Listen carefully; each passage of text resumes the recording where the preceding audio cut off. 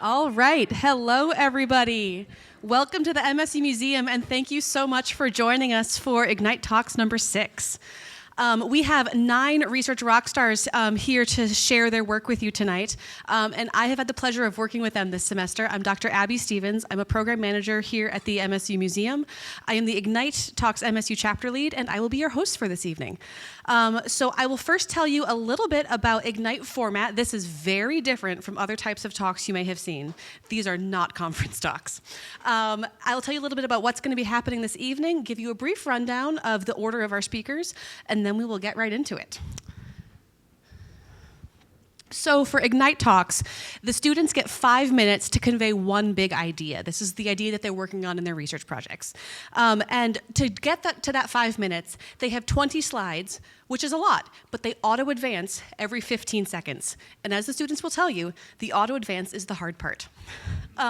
Ignite as a format began in San Francisco in 2006, so it's been around for a long time.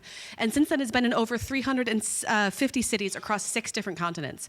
And we are the only one right now in Michigan, which is very exciting. So for Ignite Talks here at MSU, we put out an open call for students doing research projects in any field.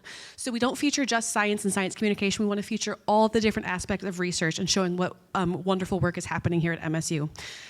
Previous public speaking or stage experience is not required. We do a research communication workshop with all the students to help build their confidence and give them the skills to then come on stage with the spotlights and the microphone and tell you all about the work that they are doing. So for this evening, we have 9 research rock stars. We will be featuring 5 of them, have a brief intermission, and then have 4 more talks. The intermission will be quite brief, only about 5 to 7 minutes, so you can grab a little bit more food and then come on back to your seats. So for this evening, I think we're going to go right ahead and get started. And please bear with me as I am pulling slides up and down. But let's give it up for Ian Morris as he comes to the stage.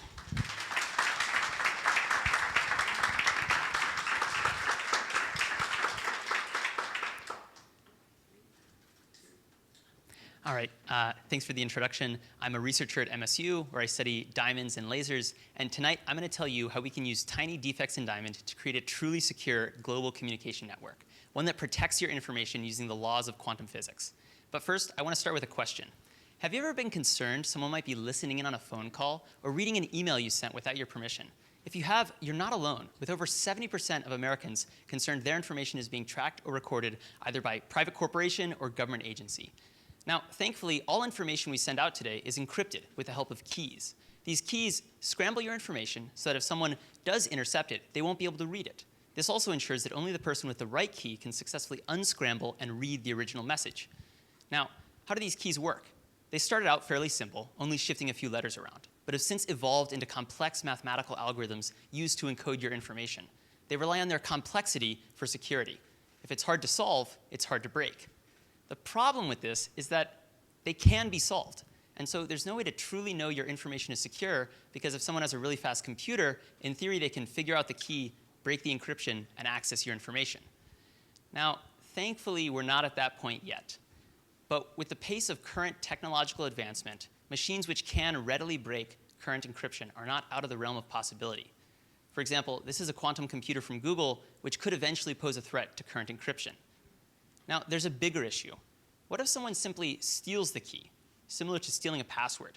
If they can do that, then your information is just as vulnerable, but you likely won't even realize what's happened. They can then break the encryption and access it. Now, this is where quantum physics comes in. What if instead of creating keys with classical information, zeros and ones, we create it with quantum information, where we can create random combinations of both 0 and 1. With this, we can create ultra-secure keys that will also tell us if someone's trying to steal it. Now, you can think of these quantum states like a coin being flipped. While it's in the air, it's in an undefined state of both heads and tails.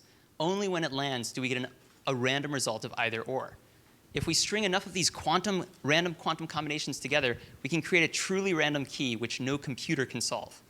Furthermore, if someone wanted to steal this key, they'd have to measure those quantum states. But that changes the state, and we can detect those changes, allowing Alice and Bob here to discard the key they're working on and make a new one. Lastly, quantum information can't be copied, because to copy something, you have to measure it first, but that measurement changes the state. That means that an attacker wouldn't be able to send copied information to Bob to try and avoid detection. Now, we can create these quantum states by shining light onto electrons. The light that comes out carries with it the inherent quantum randomness of the electron, and we can transport this light via modern optical fibers across the world. The problem with these states, though, is that even though they're super sensitive to detection, they're also incredibly sensitive to environmental noise. Even small amounts will cause them to break, no longer creating the perfectly random quantum information we need for these keys. Now, at MSU, our solution is to protect them with diamond, the world's strongest naturally occurring material. It can provide a robust shield against external noise and ensure that the electron can continue to glow with the quantum light we need to create these keys. But the thing is, we can't use just any old diamond. We've got to use diamond that has defects in it. These defects are, for example, why these diamonds have the color they do, because each defect absorbs a different wavelength of light. But these defects also trap electrons, giving us an ideal platform in which we have electrons localized within the diamond. Now, these defects are microscopic imperfections. They're so small that if one defect were a tiny grain of sand, then the diamond holding it would be like an Olympic-sized swimming pool. That means we can fit billions into a single chip. So now that we've got our diamond-protected electrons, we can shine laser light on them, and they'll glow with the quantum light we need to protect and create these keys. But there's an additional security benefit to using individual defects. The light that comes out one at a time. That means if someone wanted to steal that information, they'd have to divert that light, and we would instantly know, because now there's no more light on the other end. You can think about it kind of like this. The current classical internet is like a strong flow of water through a pipe. If someone wants to steal some, it's pretty hard to tell because there's so much going through. But with a quantum internet, it's like single droplets of water going through. If someone siphons some of that off, you'll instantly know because now there's no more water on the other end. With this, I hope I've convinced you that quantum information can provide unparalleled levels of security compared to classical information. And maybe one day soon, we'll be using light from diamond to protect everything from phone calls to emails. Thank you for listening.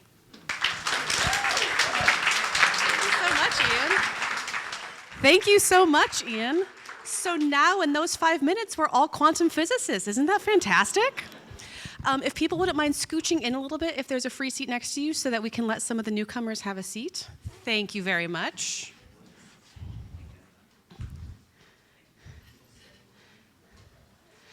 And while I successfully distracted you all, please start clapping as Yétúndé makes her way up to the stage.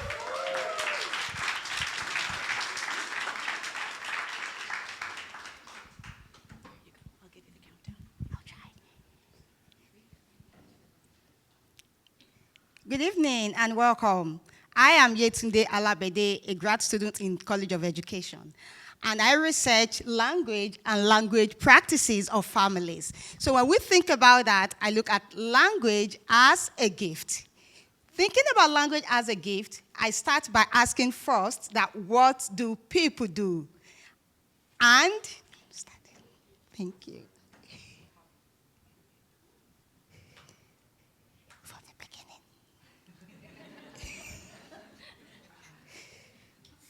Thank you.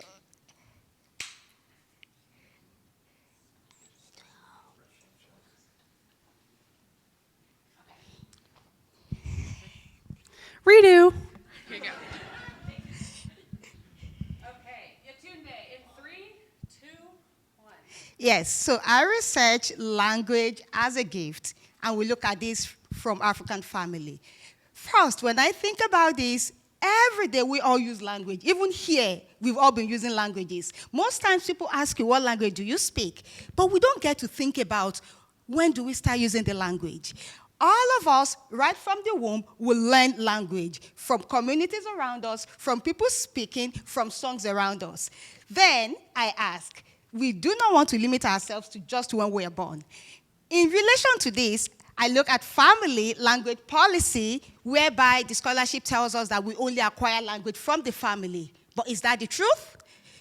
I come from a community whereby we acquire language from everywhere. And I introduce a concept that I call ebunlingualism, which is from the word ebun, seeing language as a gift that the community, the family, and everybody hands over to the child to ensure the child is multilingual. I come from a community whereby it is not just you doing that, and this is where we see the picture. We go to different places, people use the language, and you acquire it as a gift, as a uniform for you to not just be multilingual, but to pass it across. However, the language that we pick in the community that we use everywhere, is that allowed in the school? Most times, our languages are policed in the school. We are being judged, not even thinking about how we acquire it or what it means for us. So my research looks at it that, do you think about that community and everybody giving you that language in terms of even transnational families? Most people now, they do not just have people in their physical space. People on the internet acquiring the language, and as they do that, it's also connecting it to family, not just family as entity, father, mother, children, but connecting it to agbole. Agbole is a Yoruba word in Nigerian language to mean village, and that is community giving the language. And as we give that also is we also acquire this language through lullabies, through songs, through melodies. So it is not just all those things in school, but every way that we get the language. And that is also a way that I frame it, that apart from the lullabies, apart from the melodies, this is a kitchen in Nigeria. It's the old one, but I intentionally put that there to show the communal effort. So many languages are being spoken here. We pick all these languages, but do we think about that in school? Additionally, we learn language through exchange of letters. There are so many programs in schools now that they do multilingual pen pal programs. We learn the language, and that is also like, it is not just family that is teaching language, but through also letter exchange. Additionally is how Ebun, my research, reminds us that all these multiple languages that we acquire, not just from the womb, from the family, from the community, are woven tapestry, whereby when we see people saying, hola, como estás bien, it is a way of communicating, and we want to move away from saying somebody is multilingual and they don't speak enough. It is a reminder that our labels are often small, but what we can do is vast. So we want to move away from that. And it is a reminder that this gift, we need to honor it, because when we honor children's languages, we are honoring who they are, we are honoring their assets, and we are not just saying they are calling cap instead of hat. We are not saying they are giving chair instead of other things. And let's think about this. As a teacher, a parent comes for the conference, and you're like, oh, your child needs to be calling porridge, porridge. Or your child needs to be saying, ra. We want teachers to embed the asset that these children bring, and reminding ourselves that every generation passed something forward. Here is a question for you. What has been passed forward for you? What gift have you received? And what does that mean for you? And I know we have so many programs or multilingual study abroad. Another question I have for us is, what has language given you? Friendship? Scholarship? Think about it. And as we think about that, is a reminder that we have multiple faces, to think about different languages that we speak, to think about the transnational world that we are, and to think about all these languages are embodied in such a way that those gifts must be valued because they are inheritance. And that goes back to what I asked. What did you inherit? What gift was given to you? How are you using that? Do you accept those gifts from others that are multilingual, or will you reject it? It is on this note that I would like to say and invite us that as we all are looking at people that are multilingual, and we say they are multilingual speakers, let us all be multilingual listeners. I say thank you. Share, share. Thank you so much, Yétúndé. Do we have any multilingual people in the audience? My child is multilingual, but I am not. Excellent. Okay, we are going to have Thomas come on up for the next talk.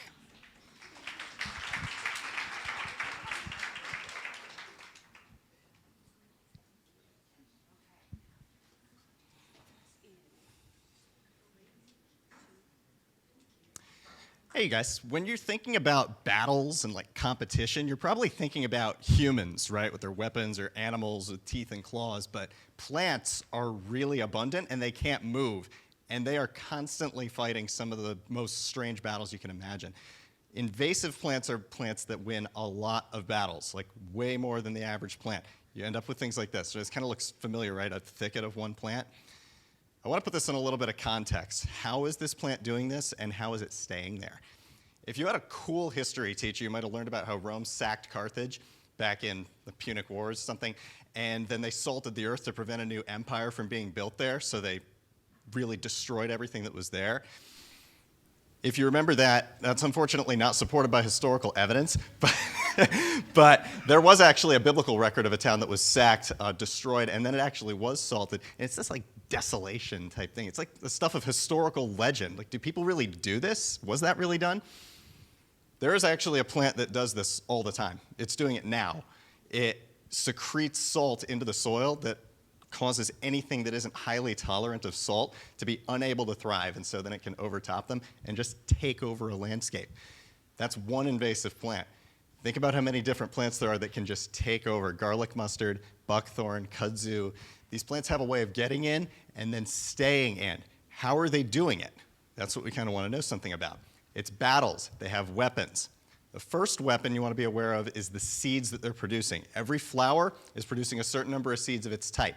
A nice native garden often has a lot of flower types, so you get a lot of different seeds that are just dropping right there. They will grow back after these die and repopulate the soil. If that area gets cleared out and something takes over that flowers a lot, like this Kogon grass, you will end up with nothing but seeds of that in the soil. It seems like common sense, but it's a big deal. This is a weapon that plants are using to battle. The other thing, nutrients.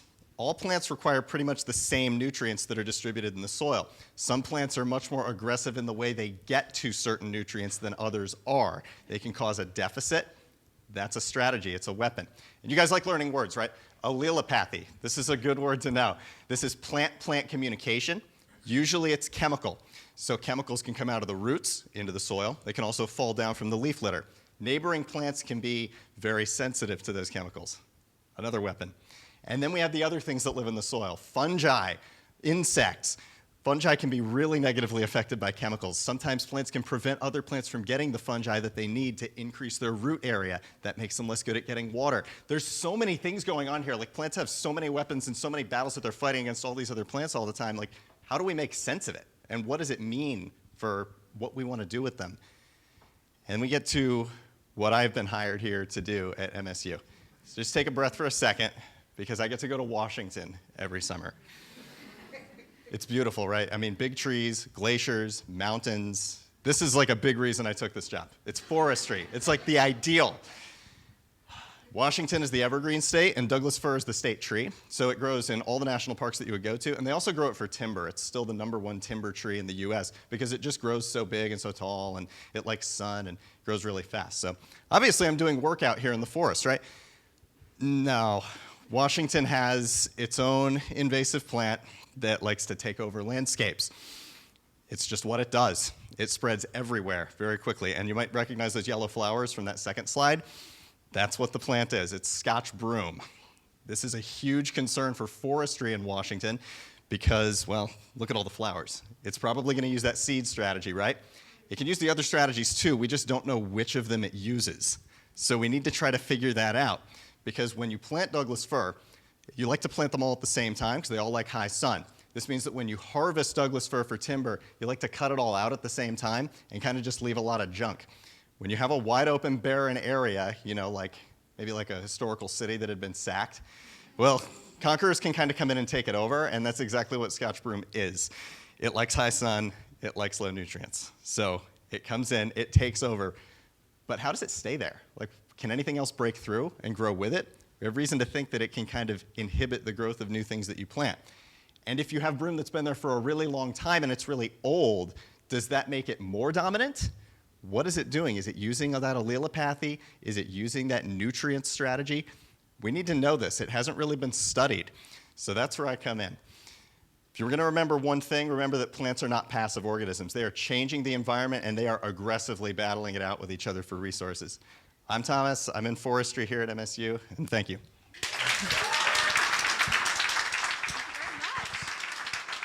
Thank you very much, Thomas. Please keep clapping as Matias makes his way to the stage.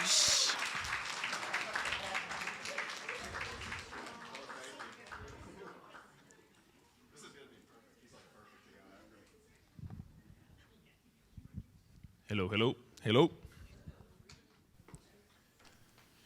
Can concrete bend? And if so, what would you use it for? I'll answer this question by first explaining what concrete is, why it should bend, and I use two things, your imagination and a mug. Think about your favorite mug. Feel it. It's strong. It's hard, right? Now, drop it on the floor. It will shatter in 1,000 pieces. That's because it's a ceramic, and ceramics are brittle, right? Well, concrete is actually very similar. It's strong, it's hard, and it's also brittle. Yet, it's the second most used material on Earth right after water. So the question is, why are we using such a brittle material to build basically everything? Well, the answer is steel. Steel is strong, flexible, and we hide it in concrete like a skeleton. If we drop this mug on the floor, it won't completely shatter, but it will get big cracks. So better, but not ideal, right? What if we replace steel with tiny, strong, flexible fibers? Their job, to hold everything together, just like Spider-Man in this scene. If we drop this mug on the floor, it will get tiny cracks, thinner than a human hair, and the mug will still work. This is bendable concrete, a material capable of bending and stretching 500 times more than conventional concrete. It's also lighter because there's no steel, which makes it safer, stronger, and more durable. Congratulations, we have a bendable mug. The applications are endless. Now comes the real question though, why space? Try the following. Grab your mug, throw it into the air. Did we reach space? No, right? We need more force. This example represents the idea of building in space using Earth materials. They are extremely heavy, therefore logistically challenging and expensive to deploy. Then how are we supposed to build anything in space? Well, long story short, by using the materials available there. Okay, cool. I mean, what do we have in abundance to build in space? Well, that will be soil, also known as regolith. So let's use this to build or to make Mooncrete and Marscrete, shall we? Beautiful. We have Mooncrete and Marscrete mugs in space. In the name of science, let's drop it on the floor again. This time, though, nothing will happen. Why? Because gravity there is much lower. So did we succeed? Unfortunately, no. On the Moon and Mars, temperature fluctuations between day and night are extreme. That means that materials will expand and contract constantly, and they will crack. On top of that, you have meteorite impacts, reaching the surface uninterrupted because there's no atmosphere to stop them. Add ionic radiation from deep space, solar flares from the sun, and even moonquake and Marsquakes. So yeah, there's a lot of things happening on that surface. Therefore, in reality, gravity won't break our mug, but the environment will. This is really unfortunate. I mean, I wish I had steel to reinforce it, but it's too heavy, right? I cannot rely on that. Are you thinking what I'm thinking? What if we use these tiny, strong fibers? I mean, they are extremely light, so we can ship them from Earth to space, actually. Besides, we could really use these characteristics to fight back these environmental conditions. This is why bendable concrete deserves a spot on the moon. It's strong, it's hard, it can bend hundreds of times more than conventional materials. It was designed for extreme environments, and what can be more extreme than outer space? Now, there's a reason why I chose a mug for this story.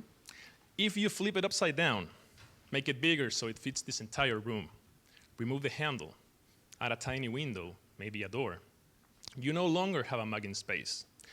You have a habitat. There we go. A habitat, it's a safe space for astronauts, for machines, for experiments. It's a place that shields them from radiation, from temperature, from meteorites. It's a place where astronauts can live and run experiments. But it's also a place where you can start and end long days on another planet. A place where you can grow food and store it for months. A place where we can learn how to thrive and call it a home even while being thousands of miles away from Earth. If we want to become an interplanetary civilization, we must conquer space. And to do so, we need infrastructure capable of addressing the environmental conditions that can last, and most importantly, that can protect human life. My name is Matias Leon-Miquel, a PhD candidate at Michigan State University, and I'm here to tell you that the future is bendable. Thank you. Thank you very much, Matias. Okay, for our last talk of this first section, we are going to be changing from Mooncrete and Marscrete. We're going to be talking about how to stay healthy here at home. So please put your hands together for Dangkamol.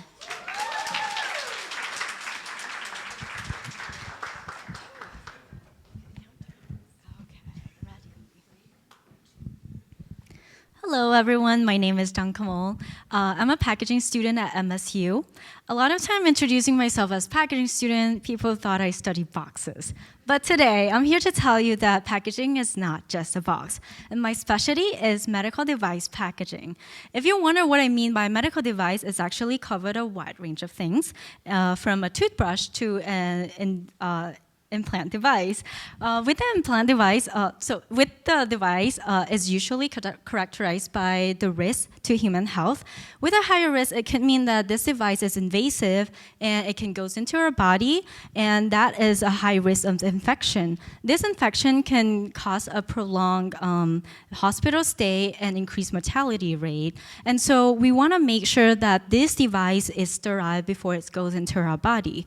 To proceed with this, we have the sterilization process, which can be done through a gas, a heat, or a radiation. But coming out from these process, there's an airborne microbes that are ready to contaminate the device right away.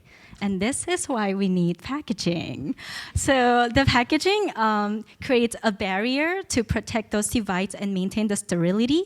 But to make sure that it's effective, we have the standard packed with packaging testing to make sure that it can keep those devices safe. For example, the seal strength test. We want to make sure that the seal is strong enough and is consistent it's not easily peeling off and nothing can go in before we use it. And to do so, I want to make sure that I mention this clearly. It's only the inside of the package that is sterile. That means what's happened in the surgery room is that the person who touched the package and opened it cannot touch the device because they will consider a non-sterile person. And with that, those are the practice that the healthcare provider need to follow, and it's called aseptic techniques. With the aseptic technique, it is the practice to make sure that the sterile and non-sterile area stay separated, and that is what we know that the user behavior would follow. And with that, now we know that from the user side, we have the aseptic technique. From our side, as a packaging engineer, we have a packaging standard to follow. Now, when it comes to the package itself, sometimes realistically it doesn't work because we can seal it too strong and the users struggle to open it. So this is when our packaging engineer, we realized usability test was a gap in the standard. And I say was because it's actually, right now, it's in the standard, but it still lacks a lot of systematic method on how are we gonna do the test. Now, to do the test, one way is to trace back how the contact between sterile and non-sterile surface happened. Is there any contact? And we do that using the glitter bug right now. And again, this is not the standardized method yet, but this is the closest that we got. The glitter bug lotion used for teaching kids hand washing. So it's glow under the dark only. And we can see where you touch things. We use that as a contaminant. We apply it on the surface of non-sterile surfaces, like the hands of people who are gonna open the package and the outside of the package itself, and we look at the result in the dark room. So if there's a contact, it can clearly show the glow in the dark over there. And this is a part of usability test, which is just a part of my research. With a medical device, it actually comes with different shape, size, even different weight. And so with a packaging engineer, when we handle with the medical device, it comes to the questions of which packaging format would be best to use to pack this device. And right now, we don't have a clear answer to that because we don't have enough evidence data to make a decision for that. And so this comes to my study that I evaluate the effect of medical device characteristic and see how does that affect the transfer of the device to a sterile surface. And this is just the beginning of creating a systematic guideline for packaging. Ending my presentation today, I just want to say a lot of time medical packaging was overlooked of how important it is. But now, when you grab a Band-Aid, I hope you realize that the paper that wrap around is the unsung hero that saved our life. Thank you. Thank you so much. Thank you so much, Dangkamol. Let's give another big round of applause for our first 5 speakers. Ian, Yétúndé, Thomas, Matias, and Dangkamol. We will be taking a brief 5 to 7 minute intermission, so please help yourself to some more snacks, and we'll meet you back here in probably 7 minutes. Okay, welcome back for round 2 of Ignite Talks this evening. Are you guys having a good time so far? Yes. I've had a couple people already say what a wonderful job the first 5 students have been doing. One of my favorite parts about Ignite Talks is when the students, you feel like you can understand it. They're spending years of their life working on their degrees, working on these projects, and many of them want to work on this for the rest of their careers. It's very niche, but they bring you along with them so that you feel almost as smart as they are. I understand so many things now, and especially from so many semesters of Ignite, I think that this is just fantastic. So thank you all for being here and showing support for our fantastic students. And that is me killing time before we hear from Kelechi. So please put your hands together for Kelechi.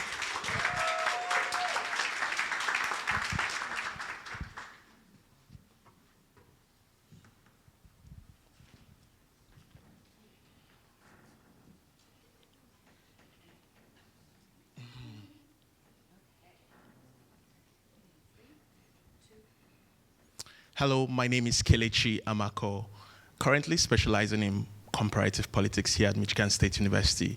And I asked the question, when political campaigns become ugly, what happens to democracy? Think about the last election, not the winner, the anger, the exhaustion, the feeling that politics is getting uglier by the day. Yes, politics is getting uglier. You have it on your TV set, you have it on social media, in WhatsApp group chat, even at family dinners, politics is getting uglier. So people ask the question, when campaigns use ugly messages, do they help candidates to win on election day? I think they miss an important point. It is beyond winning. So I ask a different question. So when politicians make use of ugly campaign messages, does it affect democracy? What is the real cost of using a negative campaign message? So I embarked on a real campaign study in Nigeria with 1,700 voters. And my goal was to look at how they listened to the campaign message and analyzed their perception of the candidates and also about the society. And we tried to portray it in a way that they could actually listen to it on their phones with so much distractions in the marketplace, just like how they would do when they go to a campaign rally. After being exposed to this, we measured not just their perception of the candidates, but also their perception of democracy itself. So what did we find out?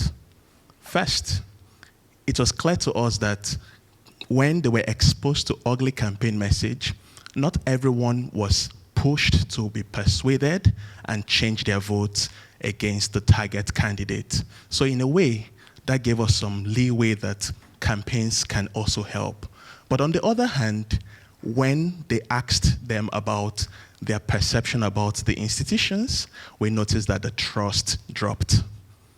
This trust here is not just trust in a particular politician, but it's actually trust in the institution, confidence in the fact that democracy is not working for them. And this is an important thing that happens across different societies of the world. So it's an unexpected result for me because of the fact that those campaign messages didn't mention anything about democracy, it didn't mention anything about institutions, neither did it mention anything about elected leaders. So I went about looking for this, and they said even after just being exposed to one campaign message, they said that their trust in democracy has declined. In a way, this campaign study shows us that we don't only find campaign-level effect, we can also see some system-level consequences when you use ugly campaign messages. So what are these consequences? One, it's important to note that tone actually matters in politics. And we don't consider this so much when we talk about political campaigns. Two, elections are beyond just winners and losers. So when there's an election in place, it's not just about who has won the election or who has lost it. It's actually telling us about how people's belief systems are being shaped. Do they believe that the system is working for them, or they believe that it's not working for them? Three, when people are exposed to ugly campaign messages, they become disengaged. They no longer want to participate in any form of election processes. They no longer want to talk about the government, and they just want to stay aloof. And when it's beyond the election, they become cynical. They just tell themselves, hey, the government is not working for us, and I don't think that the government can solve our problems. Overall, it's important to note that democracy is built on trust, and we must mention this always. So when we think about ugly campaigns, let's know that ugly campaigns don't just break norms, but they make democracies fragile. Thank you so much for listening to me, and you can scan this code to read more about this topic. Thank you. Thank you so much, Kelechi. Keep your hands clapping, keep clapping, as we get Bruna on up to the stage.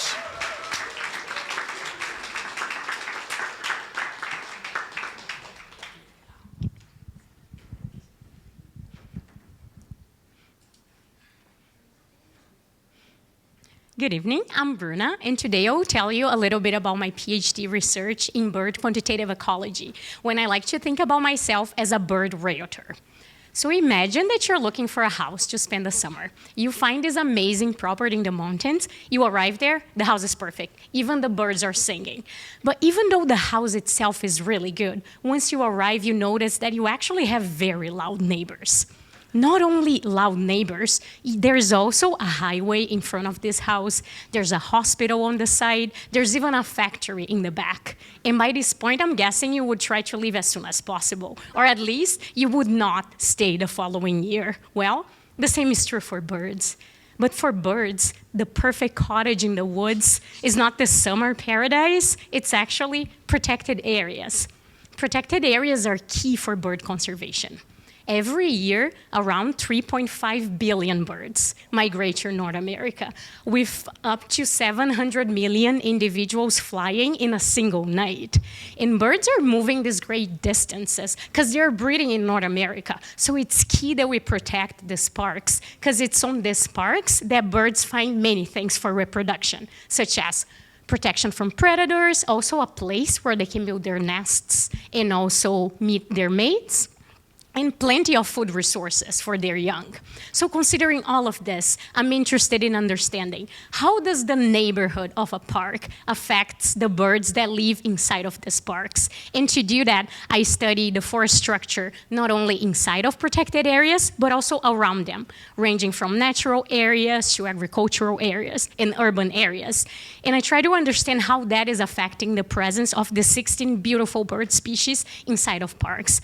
And these birds are great study organisms, not only because of their incredible charisma, but because they're very sensitive to changes in forest. So I found that 40% of these species' relationships with forest happen inside of parks, which is not surprising. That's where birds are directly interacting with the forest to build nests, to feed their young, and also to hide from predators. And one example of that is the hairy woodpecker that will pop up just now. And this bird was associated with parks that had both less shrubs in the understory layer, but also less dense trees. So we have this forest that is very open. But the surprising result was that half of our species and forest relationships were outside of parks. So birds were selecting for parks that had neighborhoods with both larger and older trees, but also less shrubs. And an example of that is the iconic wood thrush. For this species, we see this bird is looking for parks that has neighborhoods with taller and bigger trees, also older trees, and also a more open understory. And it's really critical to pinpoint exactly where the forest is affecting birds, because we have lost almost 3 billion birds in the past 50 years. The populations are still declining, even inside of protected areas. And even though it makes a lot of sense to think about management and conservation of both birds and forest inside of these protected areas, this is where individuals are interacting with the forest, also where managers can take action, such as planting trees or removing trees. My research shows that, unfortunately, that's not enough. It is good, but not enough. We need to start to think about conservation that goes beyond park boundaries and support initiatives such as forestry for the birds, where we have timber extraction that also leaves some habitat where birds can stay. But the good news is that you can help.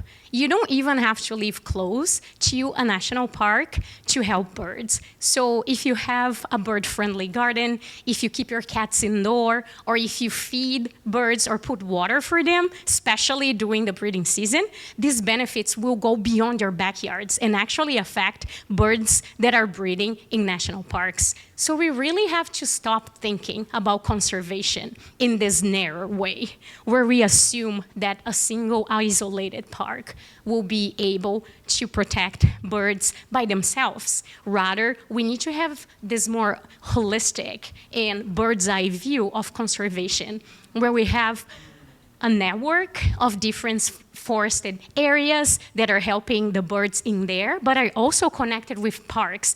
That way we can boost parks' potential to protect species in the future. So I hope I convinced you not only to put bird feeders out, but also to conserve birds outside of protected areas, because to ensure that these communities will last in the future, we can not only protect the parks, but also the neighborhood around them. Thank you. Very nice, Bruna. Thank you so much. So who was a bird person before her talk? Were any people into birds? And now who's a bird person after Bruna's talk? There we go. Very nice. Our next talk is going to be switching from birds to people. We are going to be hearing from Angel.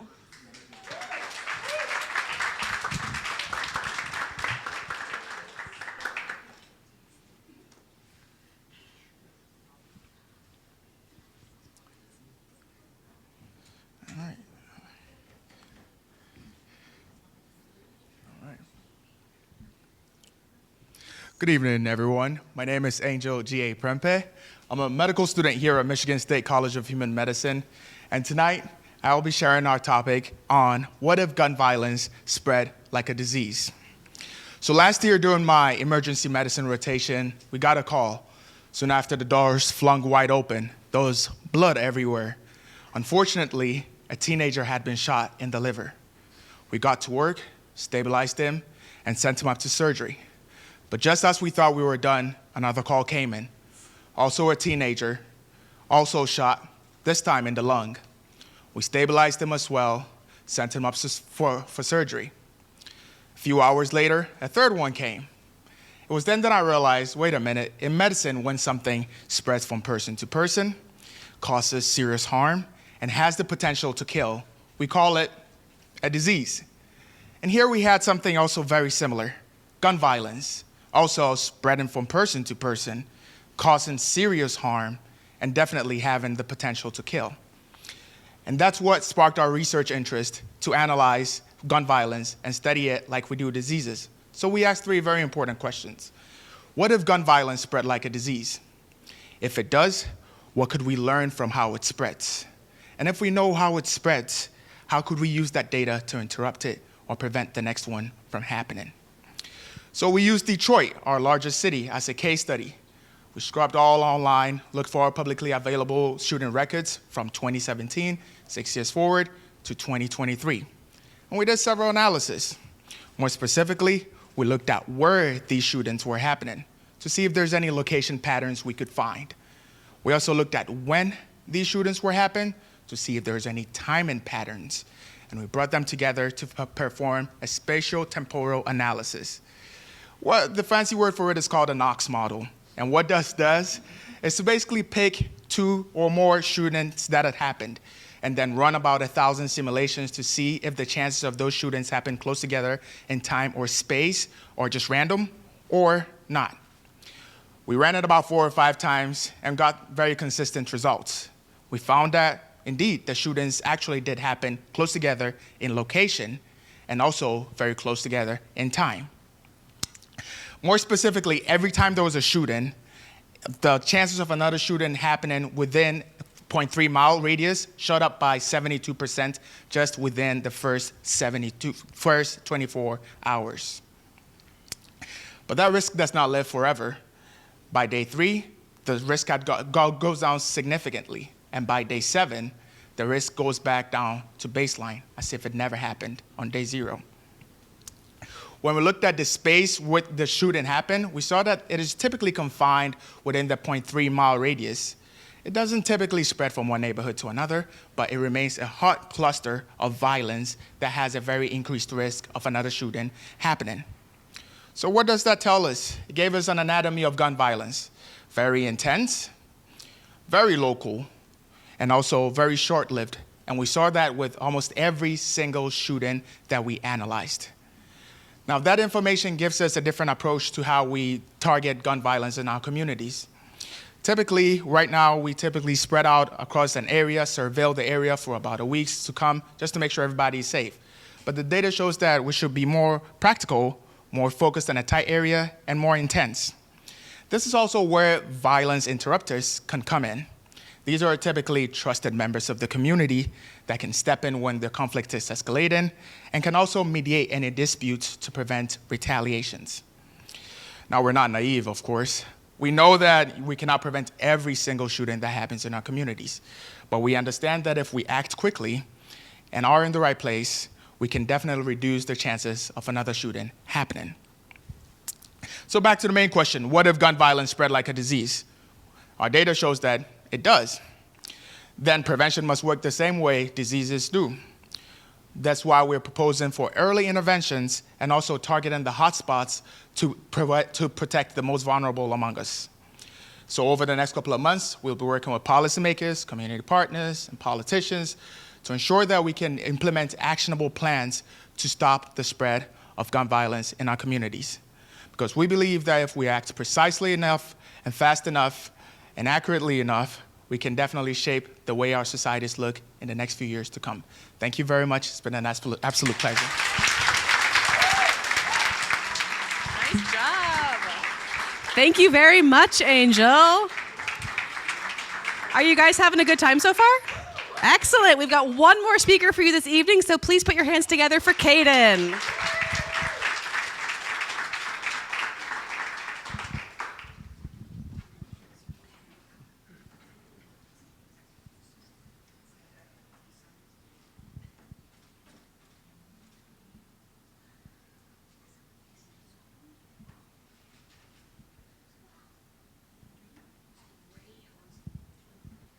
Hello everyone, my name is Kaedon, and I do experimental physics research here at MSU, which means I get to play around with lasers and microscopes. Today, I hope to show you how it's possible to record atomic electrons at 100 trillion frames per second. Everything around us is made out of atoms. These microscopic balls bind together to form everything from the cells in your body, to the wings of a butterfly, to the microscopic transistors in our computers and phones. Here is a cube of gold atoms. This cube is 10 atoms by 10 atoms by 10 atoms across. But let's consider a much larger block of gold atoms. This block is 50 atoms by 50 atoms by 100 atoms across. If you look closely, you can still see the individual atoms. Now, if we stacked 1,000 of these blocks end to end in a long line, those 100,000 gold atoms would stretch across the vast distance of the width of a single human hair.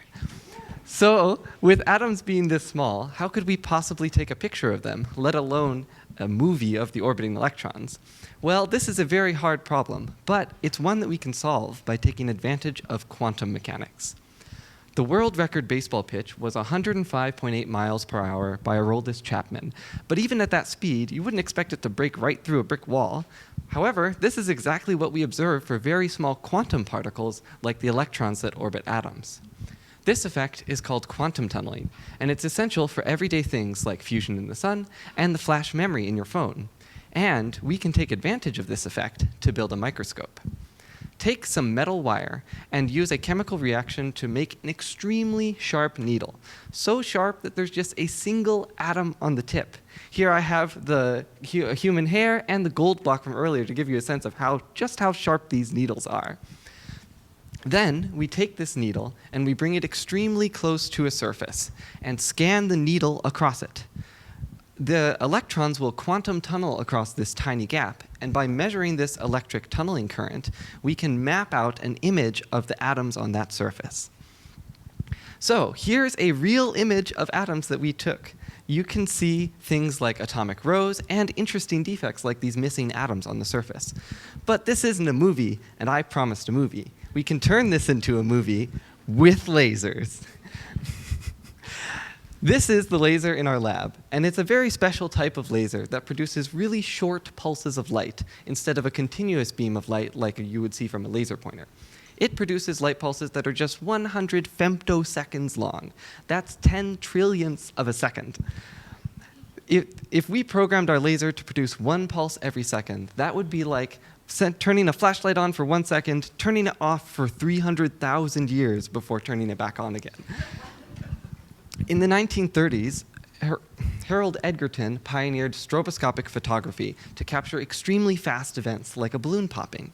He did this by triggering an event, and then firing a strobe light would go off a few milliseconds later to freeze that moment in time. We can turn this into a movie by repeating the same event over and over again, each time delaying when the strobe light goes off to capture different moments in time. These are 3 different bullets. We can apply this same technique to our microscope by sending in 2 laser pulses. The first laser pulse excites some microscopic event like a molecular vibration, and then the second laser pulse comes in and records a snapshot of that event, just like the strobe light did. So here, this is a real video of a single molecule vibrating up and down. And this is actually, in fact, what the first single molecule femtosecond movie ever recorded, and was recorded using our technique by my advisor. Here's some more recent data of a material called gallium arsenide, which is used in your phone. These little black dots on the right side are missing gallium atoms on the surface. And the image on the right, or the video on the right, shows how the electrons move when we excite it with a laser pulse. By studying how these electrons move around individual defects, we can learn how those individual defects contribute to the behavior of the material, which is very useful if you're trying to build electronics out of these materials. So what do we do with all this cutting-edge research? Well, aside from satisfying our inherent curiosity, we can learn from the things that we study to build better technology, from quantum sensors that guide planes, to more efficient computer chips, to better radio transmitters. And lastly, I'd like to thank everyone in my research group. Without the close collaboration of all these people, we wouldn't be able to do the things we do. And also, I'd like to thank you. I hope you found this all as interesting as I do.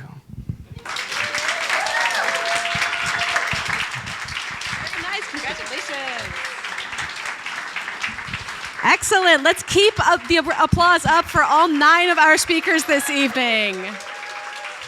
You guys gave fantastic talks.